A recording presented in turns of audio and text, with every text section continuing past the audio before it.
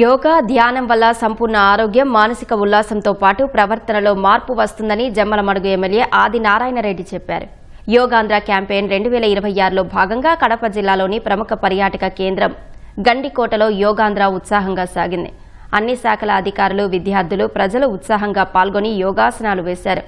ప్రధాని మోదీ, ముఖ్యమంత్రి చంద్రబాబు యోగాను నిత్యం ఆచరిస్తారని, అందుకే 18 గంటలు పని చేస్తున్నారని చెప్పారు.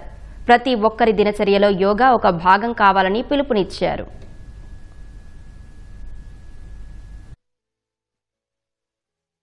గౌరవ ప్రధానమంత్రి గారు, గౌరవ ముఖ్యమంత్రి గారు వాళ్ళు విధిగా పాల్గొంటున్నారు.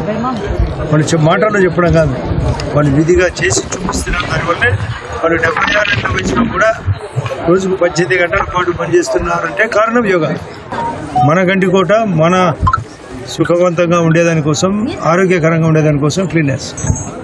ఇది ఆరోగ్యంతో పాటు మైండ్ను కూడా సెట్ చేసే కార్యక్రమం. అదే కాకుండా నేనైతే జ్ఞానము శరీరమే కాకుండా బుద్ధిని కూడా మరుస్తుంది, బిహేవియర్ను కూడా. జ్ఞానము పెరిగి శరీరం పెరుగుతుందో బిహేవియర్లో మార్పు వస్తుంది.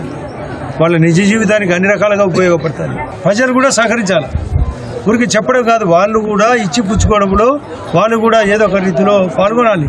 జ్ఞానాన్ని, శరీరాన్ని పెంచుతుంది కాబట్టి 1 గంట పాటు విధి లేని పరిస్థితిలో 20 నిమిషాలైనా పాల్గొనాలని అందరికీ విజ్ఞప్తి.